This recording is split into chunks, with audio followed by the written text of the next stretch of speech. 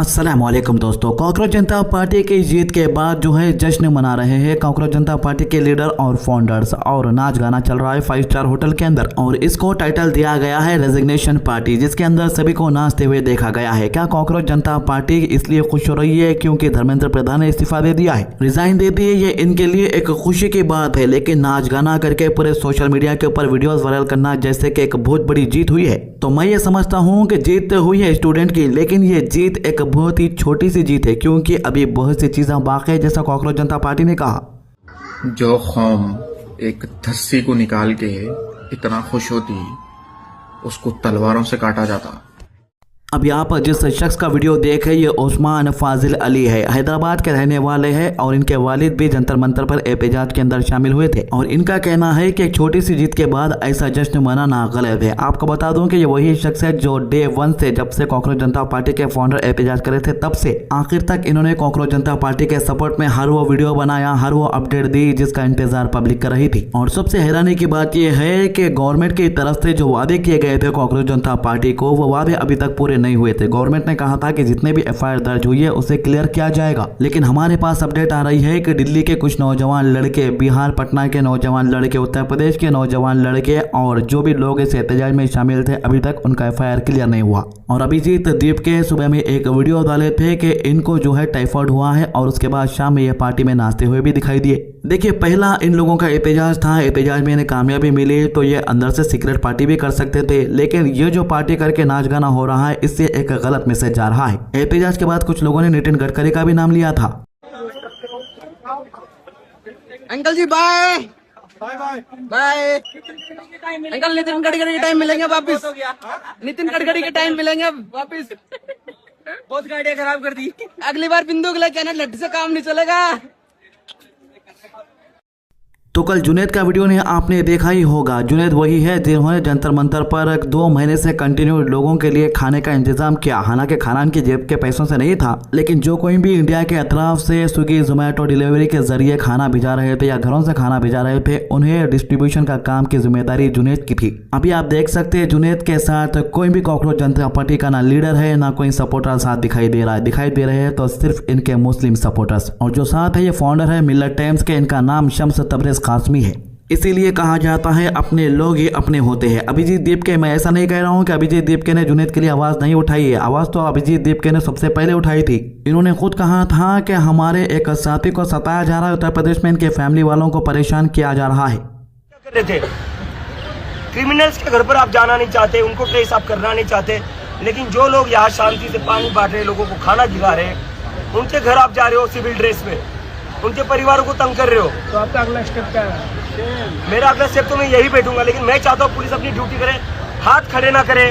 जब बात आती है क्रिमिनल्स के ऊपर एक्शन लेनी चाहिए, हाथ खड़े कर लीजिए अपनी पुलिस। तो यहाँ पर भी एक बात गौर करने वाली यह है कि यहाँ पर अभिजीत दीपके ने डायरेक्टली जुनैद का नाम नहीं लिया था, इनडायरेक्टली कहा था कि लोगों के घरों को जाकर परेशान किया जा रहा है। देखो, मैं यहाँ पर हिंदू मुस्लिम की बात नहीं कर रहा हूँ भाई, जो लोग अपने साथ दिए, जो लोग अपने साथ खड़े रहे, उनका साथ अपन को कभी भी नहीं छोड़ना है, चाहे वो दोस्ती रहने दो या रिश्तेदारी रहने दो। मैं ये बात इसीलिए बोल रहा हूँ क्योंकि जुनैद ने जिस तरीके से एक बड़ा खुलासा किया है कि इन्हें जो है 24 जुलाई की रात पुलिस वाले पकड़ के उत्तराखंड तक लेकर चले गए थे। कई घंटों का सफर था, पूरी रात इन्हें अपनी आंखों पे पट्टी बांध के गुजारनी पड़ी, सिर्फ एक ऑफिसर का इंतजार करना पड़ा इन्हें। जब वो ऑफिसर सुबह में आया तो इनसे सवाल जवाब किया गया। इन्होंने कहा कि भाई मेरे खुद के पैसों से मैं नहीं खिला रहा हूँ, मैं बस जो भी लोग भूखे हैं, जो खाना लोग जोमेटो स्विगी या जितने भी साइट से उसे ऑर्डर कर रहे या अपने घरों से भेज रहे, वो खाना को डिस्ट्रीब्यूट कर रहा हूँ, यानी तकसीम करके लोगों को दे रहा हूँ। अगर आपको ऐसा दिख रहा है कि मेरे को कोई बड़ी फंडिंग आ रही है या दूसरे मुल्कों से फंडिंग आ रही है, चाइना से फंडिंग आ रही है, जो न्यूज़ों के अंदर अफवाहें चल रही है, आप उसके लिए इन्वेस्टिगेशन कर सकते। तो पुलिस वालों को जो है इनकी बातें सच्ची लगी और पुलिस वाले इनको उत्तराखंड छोड़े, फिर वापस दिल्ली ला के नहीं छोड़े, उत्तराखंड छोड़ दिए, दिल्ली के अंदर नहीं छोड़ के। फिर वहां से इन्होंने कैब बुक करके घर को आए और इससे पहले इनके घर वालों के पासबुक भी जब्त कर लिए थे, इनके वालिद साहब के रोके हुए वीडियोस भी वायरल हुआ था।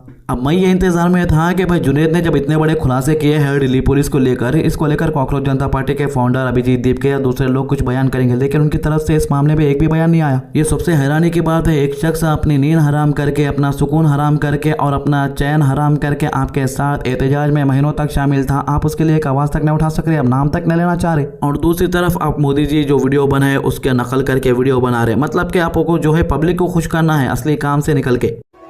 हेलो फ्रेंड्स, मोदी जी आपने प्रधान का इस्तीफा लिया, उसको बर्खास्त किया, उसी की खुशी में आज हम लोगों ने केक काटा। बहुत बहुत धन्यवाद। और सबसे हैरानी की बात यह है कि ये जो पार्टी हुई है इसके अंदर दूर दूर तक एक भी मुस्लिम शख्स दिखाई क्यों नहीं दिया गया। जब कॉकरोच जनता पार्टी सभी मजहबों को एक साथ देखती है तो फिर मुस्लिम और क्रिश्चियंस क्यों दिखाई नहीं दिए। अब उमर खालिद के सपोर्ट में भी लाखों लोग दिखाई दिए थे कॉकरोच पार्टी के एहतजाज में जंतर मंतर पर और इंडिया के कई दूसरे स्टेट्स के अंदर भी, क्योंकि उमर खालिद ने कोई भी गुनाह नहीं किया है, ना कोई ऐसे अल्फाज इस्तेमाल किए जिसकी वजह से माहौल खराब हुआ हो। उमर खालिद ने सिर्फ वही बातें कही है जो मीडिया के अंदर पहले से ही मौजूद थी। उमर खालिद के आप जितने भी वीडियोस देखेंगे उसमें एक भी वीडियो के अंदर आपको एक भी भड़काऊ भाषण दिखाई नहीं देगा, ना आपको किसी मजहब के बारे में बात करते हुए उमर खालिद दिखाई देंगे। बस आपको जो चल रहा है मुल्क के अंदर उस पर ही उन्होंने बात की है। उन्होंने ये कहा था कि आरएसएस की जो सोच है कि मुल्क को हिंदू राष्ट्र बनाना, उसी सोच के साथ बीजेपी की पार्टी भी चलती हुई दिखाई दे रही है। ऐसा लगा कि उनके एक एक बात पर बीजेपी और आरएसएस वालों को चुरका लग गया, इसी वजह से जेल में है अभी तक। तो मुल्क में पानी नहीं पड़ रहा था कुछ महीनों से, तो लोग परेशान हो गए। बारिश के मौसम में बारिश नहीं हो रही, पीने का पानी तक नहीं मिल रहा, जमीन के अंदर से पानी खत्म हो जा रहा, फिर लोग दुआएं करे। अब जब पानी पड़ा तो बारिश का जो पानी जाने के लिए फैसिलिटी तक सही नहीं है कई जगहों पर। अभी आप जो वीडियो देख रहे हैं, शख्स जो है 12 घंटे से यहीं पर फंसा हुआ है। एक तरफ हम लोग बड़े शान से बोलते हैं कि हम लोग चांद के ऊपर जाके आ गए, लेकिन हमारे पास एक ऐसी तकनीक नहीं है जिसकी वजह से इस शख्स को यहाँ पर से निकाला जा सके। कोई टेक्नोलॉजी भी नहीं है। 12 घंटे हो गए, कोई हेल्प नहीं है, एक भी रेस्क्यू टीम अभी तक आई नहीं है। सोचो 12 घंटे, सुबह 4 बजे हुआ है और अभी 4 बज रहे हैं, अभी तक कुछ हुआ नहीं है। सोचो हम कर भी नहीं सकते कुछ, फैसिलिटी नहीं है अपने में, है ही नहीं। तो असरुद्दीन ओवैसी ने आने वाले 2027 के उत्तर प्रदेश के असेंबली इलेक्शन के लिए एक बड़ा ऐलान कर दिया है। ओवैसी ने कहा है कि इस बार जो फील्ड के अंदर यानी मैदान के अंदर कैंडिडेट्स को उतारेंगे ये वो ज्यादातर नौजवान होंगे। आपको बता दूं कि ओवैसी ने कहा कि जिस तरीके से जंतर मंतर पे एहतजाज के दौरान अंधभक्तों ने और बीजेपी वालों ने मस्जिद का इशू बना दिया था, क्योंकि राम मंदिर के टेम्पल के अंदर जो चोरी हुई थी उसको भड़काने के वास्ते। आप लोगों को याद दिला दूं, एक बात जो है बहुत ज्यादा वायरल हो रही थी कॉकरोच जनता पार्टी के एहतजाज से पहले, वो ये थी मंदिर के अंदर चोरी की। ये कोई मामूली बात नहीं थी, ये बहुत बड़ी न्यूज थी। और जैसे ही कॉकरोच जनता पार्टी का एहतजाज शुरू हुआ तो ये सबसे बड़ी न्यूज जो इंटरनेशनल लेवल तक गई थी वो न्यूज पूरे को दब गई समझो। इसके अलावा वैसे क्या कह रहे हैं आइए सुनते हैं इन्हीं की जुबानी। और मैं उम्मीद करता हूं कि भारत में हमारी 65% आबादी की उम्र 35 साल से कम उम्र लोगों पर मुश्तमिल है। भारत की 50% आबादी 25 साल से कम उम्र की है।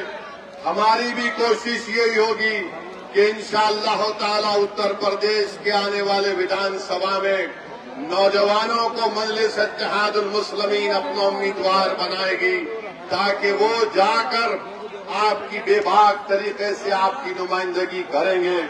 तो तेलंगाना के चीफ मिनिस्टर रेवंत रेड्डी का कहना है कि असल में एजुकेशन मिनिस्टर की किस्मत ही सही नहीं है। जो लास्ट के 3 एजुकेशन मिनिस्टर थे इंडिया के, उनकी किस्मत अच्छी नहीं थी। लेकिन ये उम्मीद कर रहे हैं कि अभी के जो नए एजुकेशन मिनिस्टर बनाए गए हैं प्रहलाद जोशी, जो कि आरएसएस से मिले हुए हैं, आरएसएस के साथ काम कर चुके हैं कई सालों तक, उनकी किस्मत दूसरे एजुकेशन मिनिस्टर से थोड़ी अच्छी हो। आइए सुनते हैं।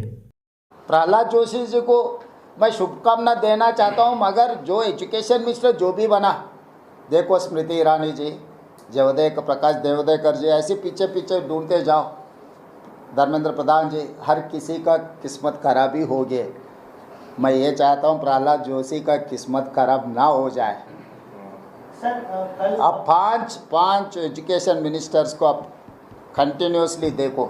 क्यों फिर जेनजी को बनाने की बात कर रहे हैं सर? आप बोलो क्यों आप तो ये 3 मामलों के अभी तक के अपडेट। आज की अच्छी बात, हुजूर सल्लल्लाहु अलैहि वसल्लम ने फरमाया जो दिखलावा करेगा अल्लाह इसकी हकीकत जाहिर कर देगा, और जो शोहरत के लिए नेकी करता है अल्लाह उसकी तशरीर बदनामी करेगा। इब्न माजा 4207। हमारे चैनल को सब्सक्राइब कीजिए, वीडियोस को ज़्यादा से ज़्यादा लोगों तक शेयर कीजिए। अल्लाह हाफिज़।